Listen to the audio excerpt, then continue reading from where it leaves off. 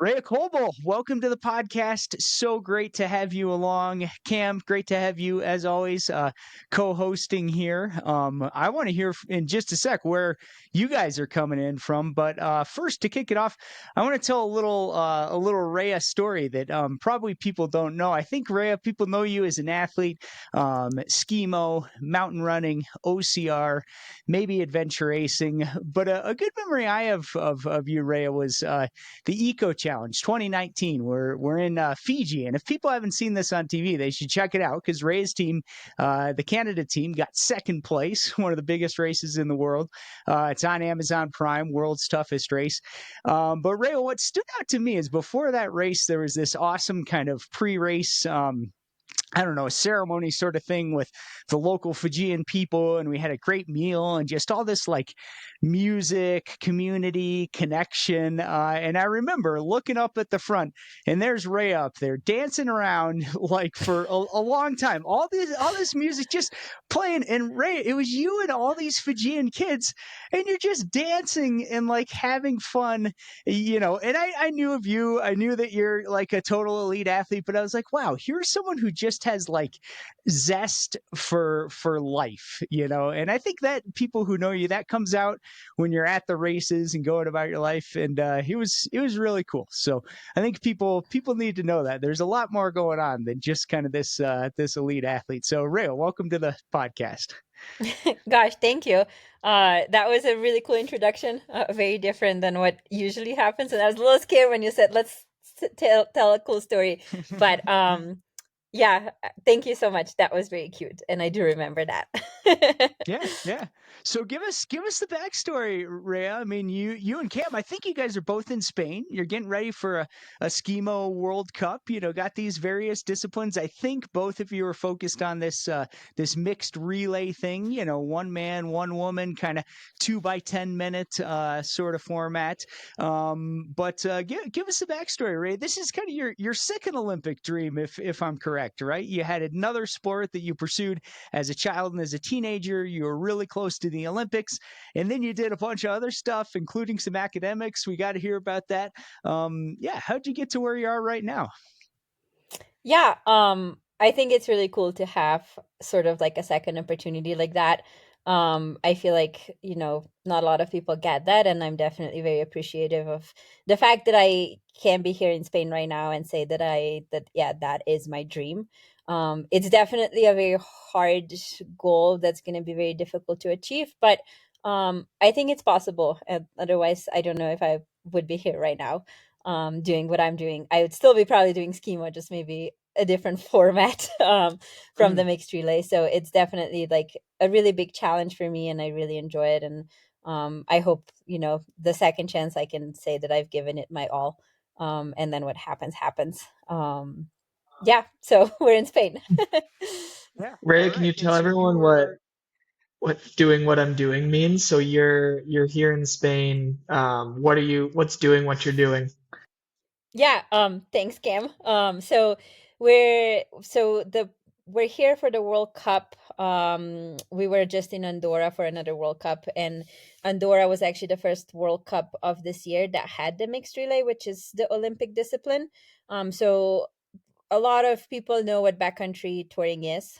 So skima racing is similar to backcountry touring in a way that we move around the mountains the same way. So we go uphill with skis and skins on, and then we sometimes carry the skis on the backpack, and then we ski down um, in like the way that people with alpine skis do. But usually, like off piste was how I got into the sport. Um, and then with when the Olympics came about, they basically decided that the two disciplines that are gonna be in the Olympics are sprint and mixed relay, which I kind of see as the track version of skimo. It's not in the mountains. You're not climbing big peaks. You're not skiing off piste.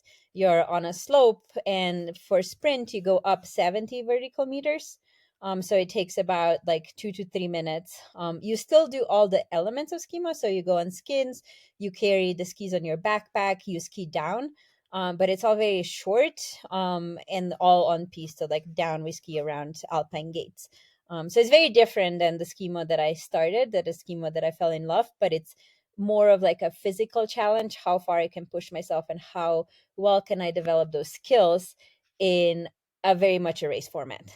And then mixed relay, which is the discipline that I hope to be really good at in, or good enough to qualify for the Olympics, is kind of like a longer version of sprint. So it takes about twice as much per person, and there's two people per team, one man and one woman, and each person goes twice. So a woman starts, you tag the guy tags the woman goes again, and then the guy finishes. So the whole race takes about 40 minutes, depending on the course, 30 to 40 minutes. So you don't need ski mountaineering skills, but it does take the same elements and just showcases that in a very spectator friendly way. Mm, nice. You know, it just occurred to me listening to that that the two of you, Ray and Cam, like I think not only are you friends and you're both DNFit athletes, but I think in these mixed relays, like you guys are probably competitors, right? Have you raced head to head, and are you? And I know I think always like as Ray said, the female starts and then the male, so you know you're probably not like literally neck and neck, but you're kind of racing against each other and maybe going for these spots and these valuable these points, that people need to qualify, right? Yeah, that's true. With the exception that because it's the first Olympics, only 12 nations will qualify to the mixed relay, and there are Hmm. quotas to make sure that the event is as like representative of the world as possible. So each continent gets a spot. So in a sense, yes, we're competing against each other because I race for Slovenia now, no longer for Team US. But also America has to beat Canada. And Slovenia will fight for the remaining 5 spots after the quotas are filled. So Hmm. we are, but not really. And even if Yeah, we yeah. were, I think it's still, like you can compete against each other and still be friends. There you go. It's fun to race your friends, isn't it? Tell us more about Slovenia, Ray. Team Slovenia in the Skimo scene. How many people are on it? What's the team culture like, etc. And then maybe a little bit more just Slovenian sports culture as a whole. What was it like being an elite athlete in gymnastics as a child? Why is it when we turn on World Tour cycling in the men's and women's peloton, like here's this, I think, pretty small country of Slovenia, and like a lot of the best. We got the Pog and Primos and Urska, like these great riders, I think, from a pretty small country. I mean, what's going on there? Like, why are you guys so good? Yeah, it's really like an honor for me to be back racing for the country that I grew up in. Mm, And for sure, I would say we're very small and we have a lot of really good athletes. And I think there's a lot of factors that contribute to that. But I guess just from my perspective, growing up, sports were never part of school program. So school is just school, and it's from like when you're little, from like 8 to 12 o'clock or something like that. I don't remember exactly. Maybe it starts mm-hmm, at 7, but then in the afternoon it's clubs. So kids don't go and do like 7 different things when they're little. They pick a club mm, and then they go do that. And so that's how I like got into gymnastics, is I picked gymnastics, and like I was doing ballet and gymnastics for like a very short time together. But then like parents then choose one thing that they will drive you to, not two that are on the mm, opposite side of the town. So I think it yeah. just does this like really early on specialization into one Mm-hmm, sport, rather than doing after school lots of different things recreationally. um which I think is why you also like probably pick talent sooner. You do still try a few things and you find something you like, and then like the best kids then train that, and they just do that every day after school, yeah. until they're burnt out or done with it, or they've reached the peak of what they consider their career to be. um and then also like the sports are more, I guess, I wouldn't really say government funded, but they sort of are. So there's a lot more support for the national teams. So Mm, like if you do make it on the national team, your job, well, you don't get like, it's not your job, you don't get paid for it immediately, but you are on the national team, and then you are competing for that national team. And when I was little, because I was on the national team, I got to go to a sports high school where instead of PE in the morning, we had like 2 hours that you could go train your sport. wow. And there's like clubs and coaches and things like that, and things are very like, I guess sport is very valued and supported, and when you're little, sometimes school is secondary to sport if you're really really good. And then when you're Yeah. older, it's people who are at the best of their game, then you can get jobs with the army, and then you can be like a full-time athlete, that way. So I think it's just like a very big part of national pride and very supported, and just looked upon as something that if you're successful in sport, then it's like it's admired in a way. Yeah. Oh, that's cool. Yeah. I mean, I think if you can avoid probably that, to me, it sounds like that the psychological side, like you said, avoiding burnout seems to be maybe one of the main challenges. But boy, you sure stuck with it with gymnastics. I think through your whole childhood, basically, maybe until college. I think, and it was that gymnastics. Is that a good? I know it's a good background for obstacle course racing, which you were a world champion in, where you're flinging your body around all this, pull-ups and stuff. Do you find was that dynamism from gymnastics, is that good also for trail running and in skiing, which you're focusing on now? I'm for sure not explosive, which you can tell by the fact that I'm not that great in sprints. Mm, But I think it did give me like body awareness, which made it a lot easier to learn all the other sports. It made me strong in a way that I don't lose that strength, even if I don't really do much strength in the gym. And I think it also teaches you what it takes to be really good at something. Sometimes maybe to a fault, but mm, then life teaches you how to maybe scale that back when you're older. yeah. Yeah. Oh man. Huh. So being really good to a fault, that kind of like we've had a lot of the good stuff here. There's some hard stuff with sports at times too. The psychology, the burnout, ups and downs we can go through. And I think it's really important that elite athletes are open and vulnerable in telling their stories. And Ray, you've been an example of that. And I have to say, like for me personally, as a male athlete, when I saw Tyler Hamilton, he wrote a book. This pro cyclist, guy I looked up to as a kid, like 15 years ago. In his book, he talked about dealing with depression. And for me, reading that, as a 20-something athlete, it was like, wow, here's someone I look up to and admire, and is going through something really hard. And it also gave me a language around an experience, that I was having myself. It was really helpful. And Ray, you've been open. You've talked about challenges with eating disorder along the way. I think that's been probably super helpful to a lot of people, both young women and young men. I think that's important kind of part of the conversation. This isn't something that only women deal with. I don't know. Any thoughts on that? And I can imagine I'm not a gymnast, but gymnastics culture, I can imagine there's probably a lot of pressure around weight and in eating and stuff. I don't know. Any thoughts on that journey, or just things advice you might have to, maybe someone who's hearing this, something resonates. Like, well, what should someone do if they're struggling maybe with eating challenges? Yeah, I really hope that things have changed in gymnastics since, but when I was little, there was definitely a lot of talk of weight. And I think still that is very present in any sport where you're fighting against gravity.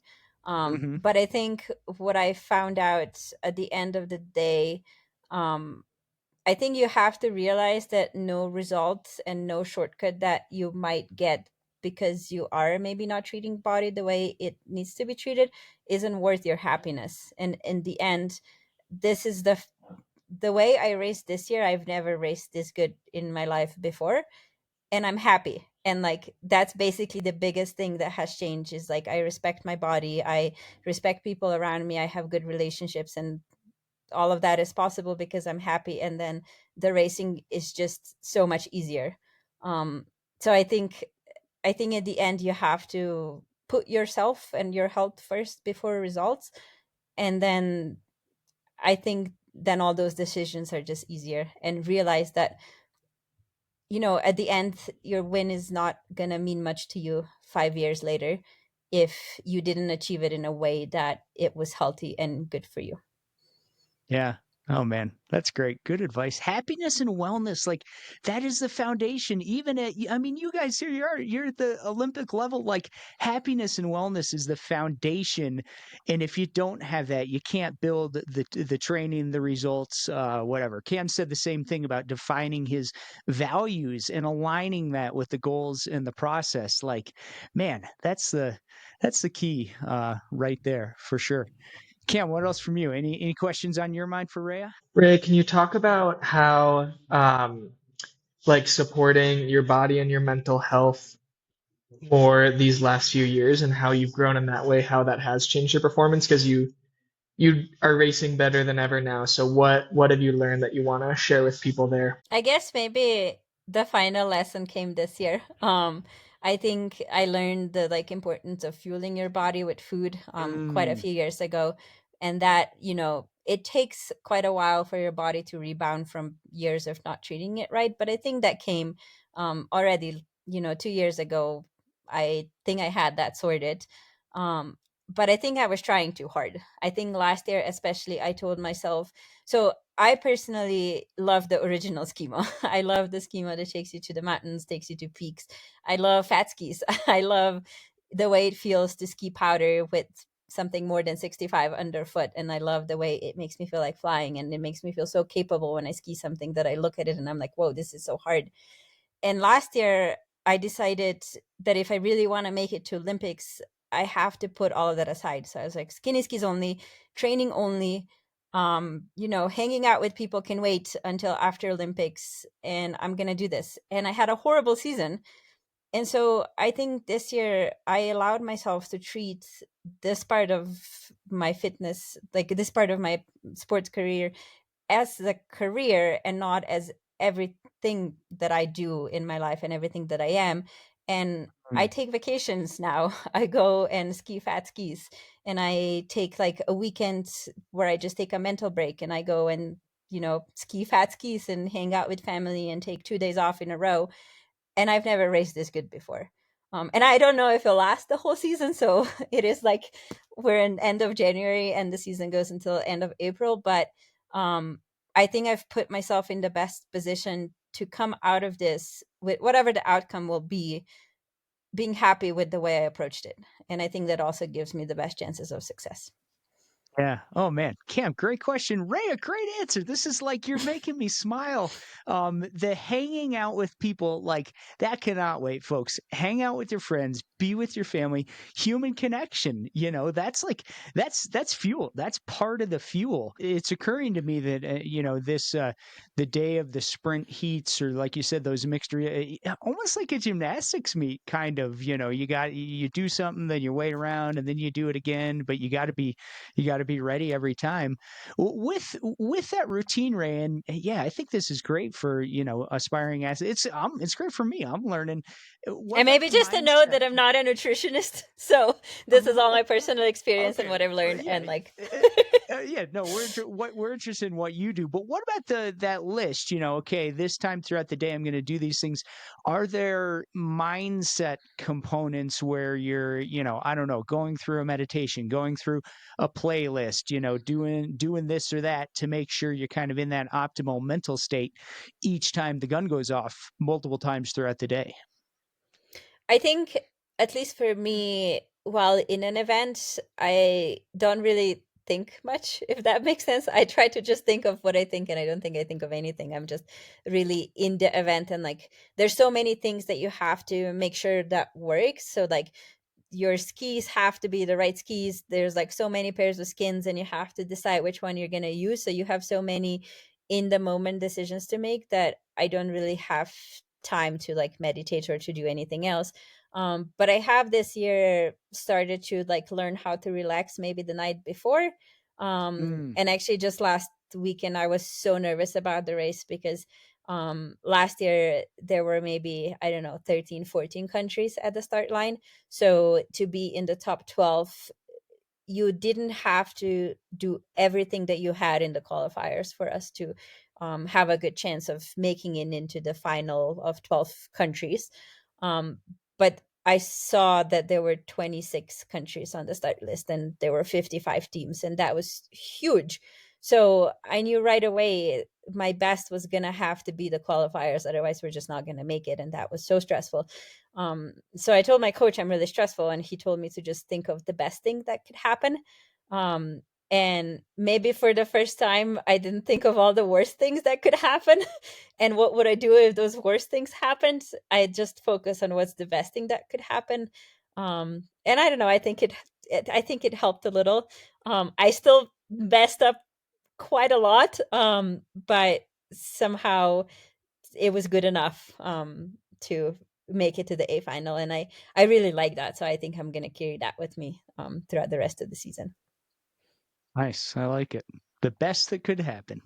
That's cool. Well, back to one more fueling thing. We kind of went through this quick, but I think it's an important question because it is a current topic. So this sodium bicarbonate, and Cam, I'm interested in if you and other Team USA athletes are using it as well. But maybe first to you, Rhea, are you using? Is it the Morton product?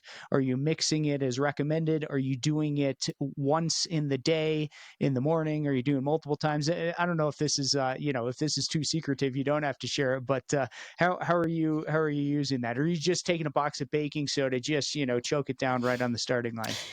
No, I use Morton and I follow their instructions. So there's no secrets there because I don't use it any different way. Um, and I've just started this season too. So like it was kind of like something that I was like, well, we might as well give this a try too.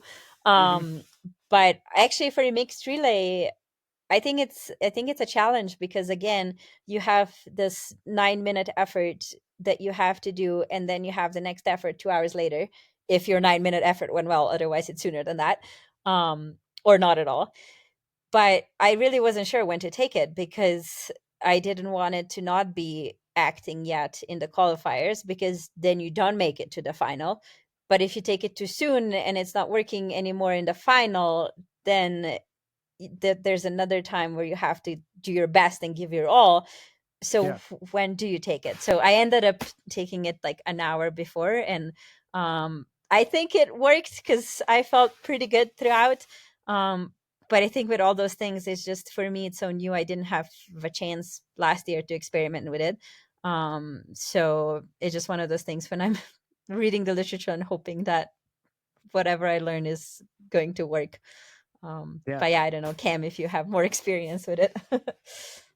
No, probably similar to you. Like I just started using it for this season, and I've had some of my better races using it. So I definitely think there's something there, and I think the research has been there for a long time. It's just trying to figure out how to manage the gut issues, which it sounds like Morton at least says that they have figured out, and it's yeah, my experience has been that that's true, but you'll see a wide gamut of things people are doing on the US team. So like on the morning of the relay, we had a few people with their like part A, part B, part C fancy Martin stuff, and then we had some people that had gone to get some baking soda at the grocery store the night before, that were putting it into all kinds of solutions and measuring things on a gram scale of how much they were going to take win. And then we had some people saying like, "What the heck is that? What are you guys doing?" And then taking it for the first time in their life before their qualifier. So yeah, we're all over the place and trying to figure out how it fits into our plans as individuals. And yeah, as a bigger part of the team.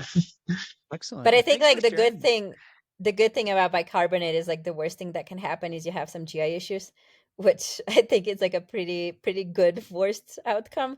Yeah. Um, so I think like if it was something else with possible other outcomes, I don't know if so many of us would be experimenting it for the first time in an Olympic selection season. But Yes. when it's like, well, like worst case, it's just not going to work, or I'm going to have to go poop. I think that's a risk we're all willing to take.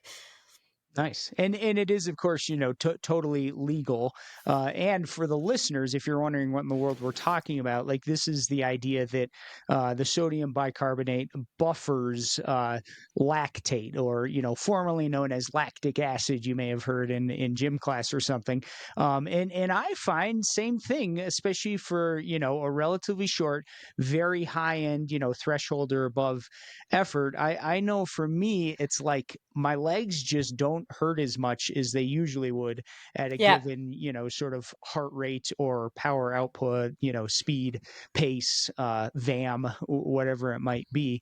Yeah, various preparations. And the thing that Morton has done that's newer, like in the past, I think track cycling for years, people just been spooning it down, for a time trial. Maybe it helps, maybe it doesn't, maybe you shit your pants. What Morton's done is they take the same kind of, original baking soda and they put it in this a new hydrogel that the idea is because of that hydrogel, it's absorbing into the gut better. I will mention, again, just N equals one. There's a new David Roach running video where he puts the Morton, basically baking soda product and mixes it with a couple gels and then kind of spoons that down. So yeah, to your point, Cam, if you're out of component A or whatever the hydrogel is, maybe you could put it in some gels, or I don't know, who knows, maybe you put it in the middle of an ice cream sandwich or on top of a cookie and just choke it down.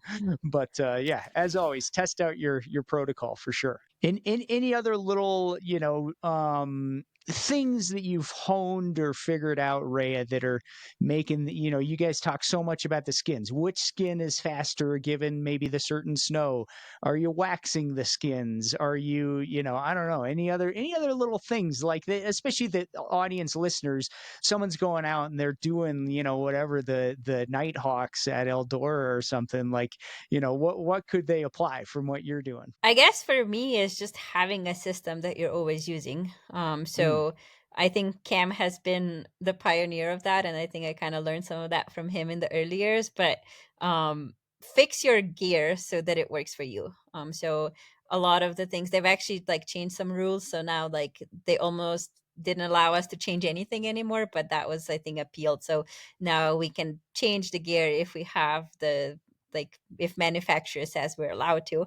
But I have my own like ski loop for holding the skis on the backpack. I tape things differently so that certain things that are usually loose in the backpack aren't.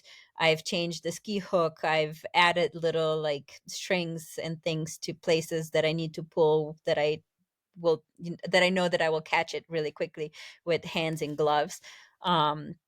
And like I always, fold skins the same. I put them in the same pockets. I've changed the race suit to have the little kangaroo that we saw all the Swiss having first, and then we quickly realized it's much faster than a zipper.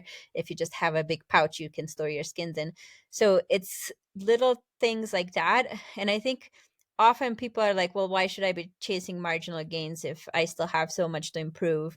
Well, why not? Like, if you can get 2 minutes that are free, why would you waste that if anybody can do that? And it has nothing to do with your abilities or your training or how much time you have to train. So I would say, like, yeah, I think that's the biggest thing, is optimize your gear and then always do the same thing. I like it, and it's part of the fun, and it makes it intellectual, which is neat as well. What about you, Cam? Any special secrets or little tricks or things you think people should keep in mind? Man, I'm not ready to answer because I'm just like writing notes on what Ray is saying. If this is like a how-to Skimo podcast for a lot of people learning about the sport, right? Like all of these nutrition tidbits and gear tidbits, and then the psychological piece of what's the best thing that could happen. Like I think you're just sharing such good info that that now I'm on my on my heels. Nice, nice. Tell us more about Team Slovenia, Rhea. How many men and women do you have at the World Cups? What is the makeup? I think in some of the European countries, like the national skimo team is sort of part of the army or something. Are you guys doing that? Like, what are things like for you? Yeah, we're small. There's now two women in the senior category and one woman in the U20. Okay. And then there's three guys. They used to be two in senior and one in U20, but he's older now. So there's three senior guys, two senior women. So we're very small. We are, so two of the guys, I think this year did get like the job through the army. But Mm. it's definitely, I work and the other girl works and the U20 is in school. So we're not as professional as like Italian and Swiss and those people are. We still wax our own skis and wax our own skins. We do have a coach with us this year, which is very nice to have somebody go for team meetings for you. And actually, like just in when we were in Andorra, there was like a error on the side of the one of the judges, and I had to go complain. And so it was really nice to have a coach there complain for me, Mm, because it's like a, like in that case, it's a lot of stress that somebody else can kind of help you manage. But yeah, so like we travel to all the races together. We have big support from Elan. A lot of us are on like sponsored by Elan as well, me included this year. And so they help us with transport. They give us a van so we like can all travel with a van. And it's also nice being in Slovenia. We nice. can drive to most places except now we flew to Spain. Um, but yeah, so like we're scattered around Slovenia, so we don't really train together. And people have different obligations, so we all train at different times anyway. But when it comes to races, we always go together. We're together in the hotel, and um, I I really like it. All right, good for you. Tell us about that coaching side of things. As a national team coach, creating programming for you, in training peaks, are you doing that for yourself? Do you have another coach? No, I have my own coach, and we all actually have our own coach, like just separately. I Hmm. work with a Swiss coach this year, and it's been working really well for me. So I've tried a few different coaches, and I think in the end, you just have to find somebody that works for your personality. Yeah. Um, but we do have like a team manager that decides, who goes with who for the mixed relay. And then like when the races are and when do we leave and where do we sleep and things like that, those are like handled by a person, but it's like all volunteer positions. So it's not paid positions. And then like each race, a different person usually goes with us as a coach, whoever has time and vacation days at work to give. And then they go with us and they help us, so it's like usually like friends or like like relatives of people, and there's like people who love skimo in Slovenia and they want to be involved. Yeah. Excellent. Nice. And what about you? You mentioned work. It sounds to me like, man, all the stuff you're doing with Skimo right now, like that's a full-time job and a half. And you're doing some work. What is that these days? I think you've coached other athletes at times. Are you doing that? I think you have, as I recall, a PhD in astrophysics or something like that. Are you doing anything with that? Or are you just applying that knowledge, to the loops on your backpack and stuff? What else is going on in that quote work category, Rhea? Yeah, unfortunately never made it to PhD. I stopped at a master's in material Okay. science engineering. But no, I'm coaching right now. So I have my own coaching business. It's called Cape. And I think right now I have 16 athletes. So it's like a lot, but manageable. And it also gives me something to do when you're in Spain resting for races. With not much other than training going on. So I think it complements well being an athlete myself, being able to use what I learned from personal experience and also just from having science degrees, knowing how to look at research and how to read research to also have that component of my coaching. And I enjoy working with people. So I think it combines a little bit of everything that I like to do. Yeah, good for you, Ray. I bet you're a great coach. Cape, how do people find it, and what sports are you coaching athletes in? Yeah, I do mountain sports, so Hmm. trail running, some skimo, some also like multidisciplinary races, like adventure races. But there's a link if you go on my Instagram profile. There's a link to my coaching website. I Yep. think that's probably the easiest way to find it. Yeah. All right. Excellent.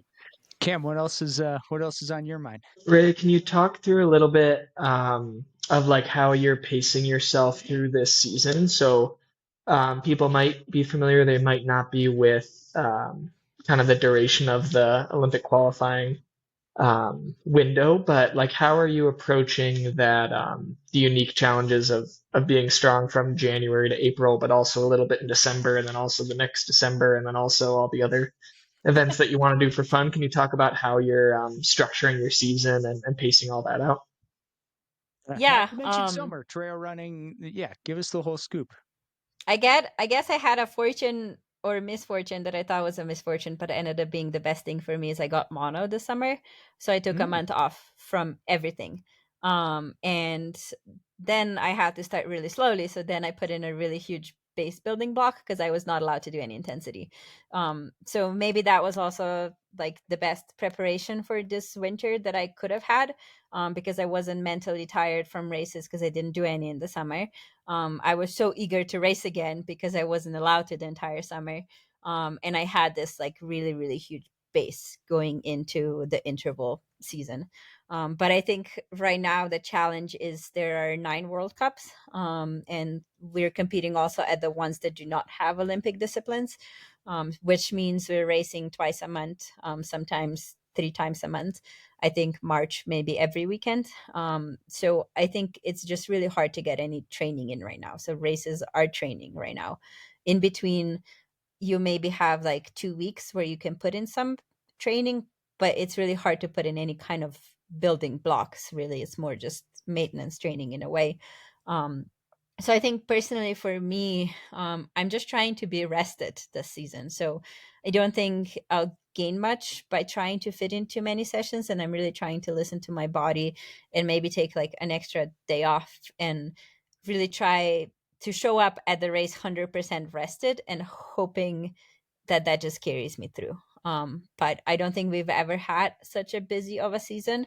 And I know personally for me last year in March, I had no more motivation to train. And then I just kind of, I raced really good in April because I actually took time off from structured training and I was rested. So I'm just trying to not to get to that point. So whenever there is some time where it's okay to maybe take a little bit more time off or do some things that aren't skinny ski intervals up and down the same piste, do that and just try to keep my head fresh. Because I think if my head can push my legs will be just fine.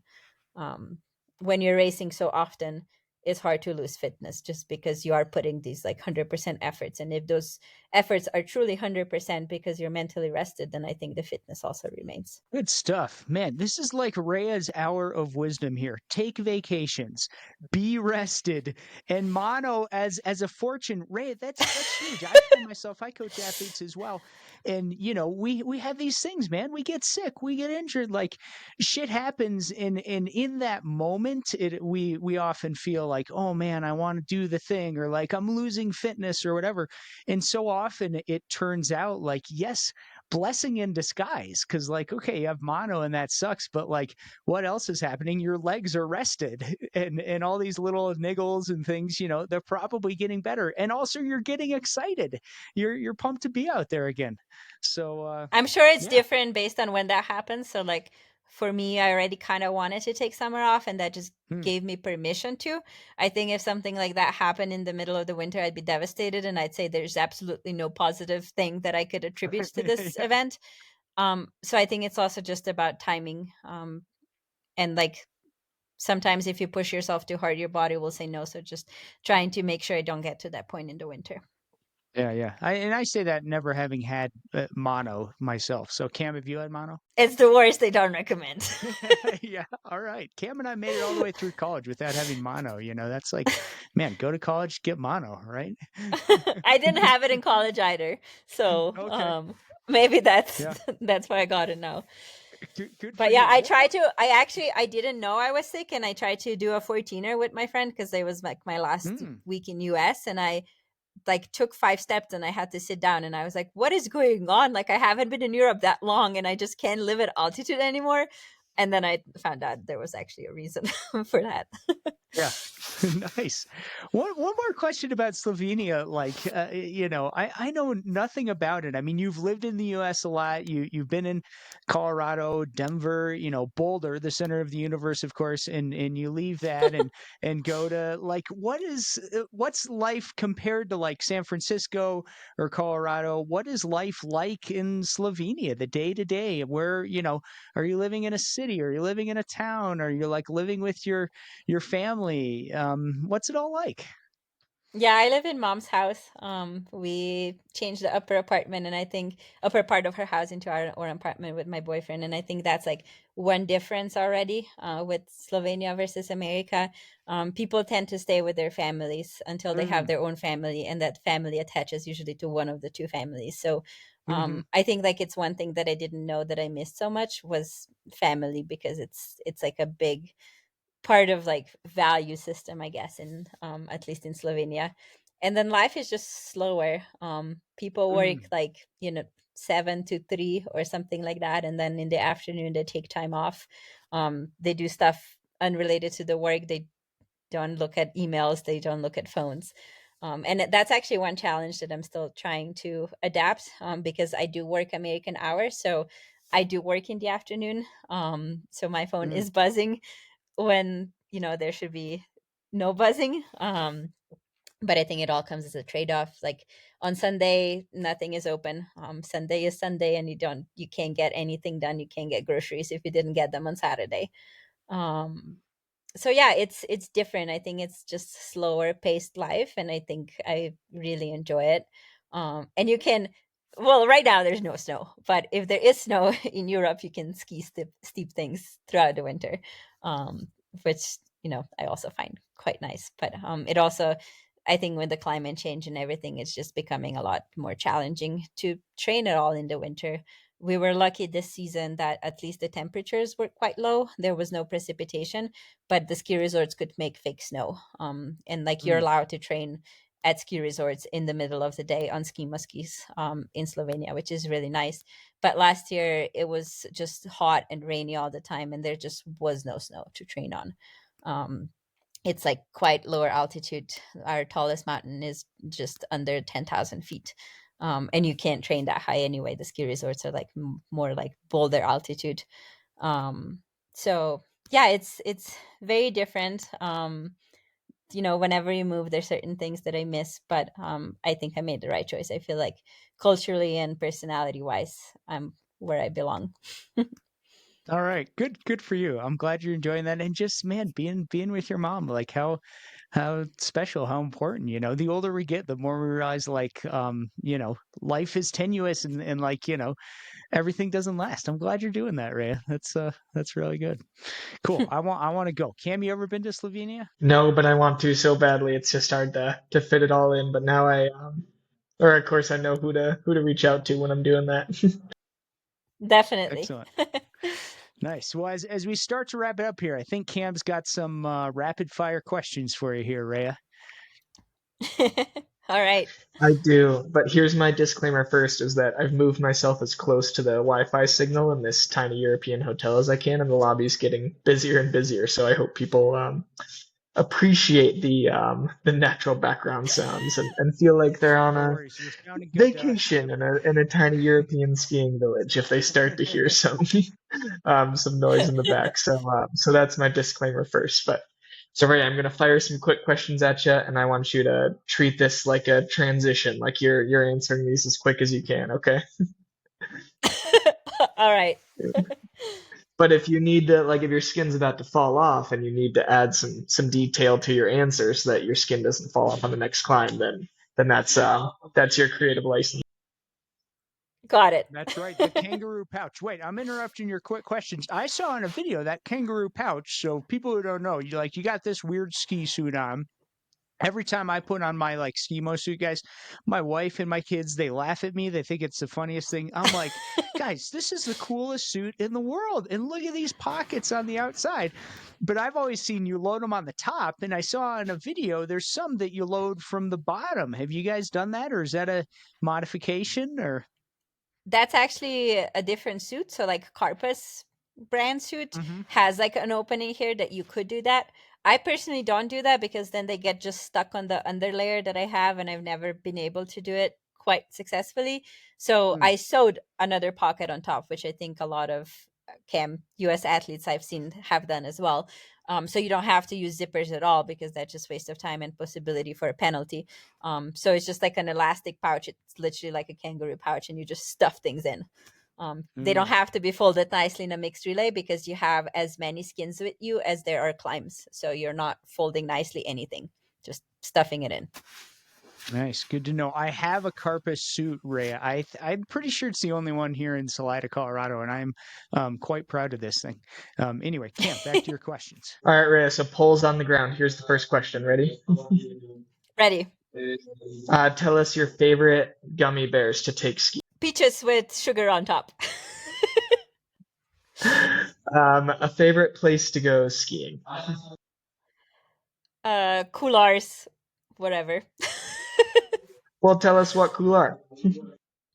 There's this couloir in the Julian Alps in Slovenia where I live that has really huge walls on either side, and even if there's no snow anywhere else, there's snow in that couloir because it fills in. So that one, Awesome. yeah, I love its couloir.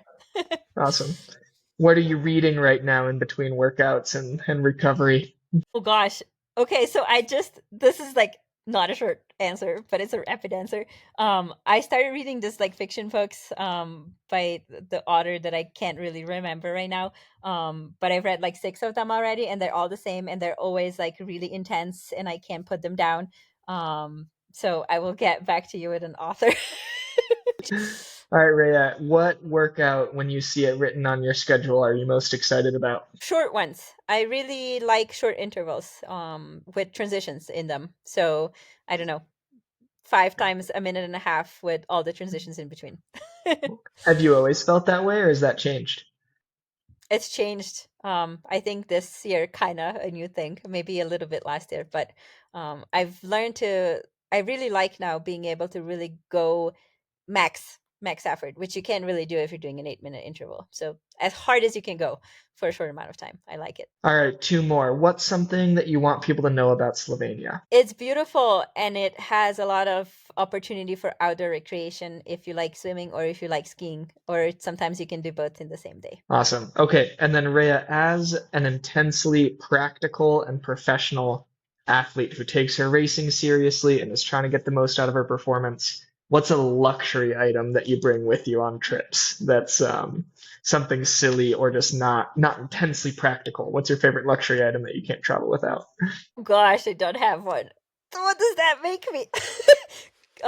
Computer, maybe. But always limited on space because I have a small bag, so only practical things go in it. There's nothing silly in there. Yeah, that's a luxury.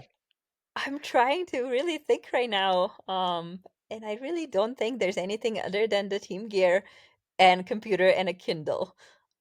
So there we go. Boring Rhea. Thanks, Rhea. That You was a did a great luxury job. item, though. Thank you. Can I pick up my pulse? Nice. I love it. Guys, thanks so much for the great conversation. I have thoroughly enjoyed it. I appreciate both of you taking the time.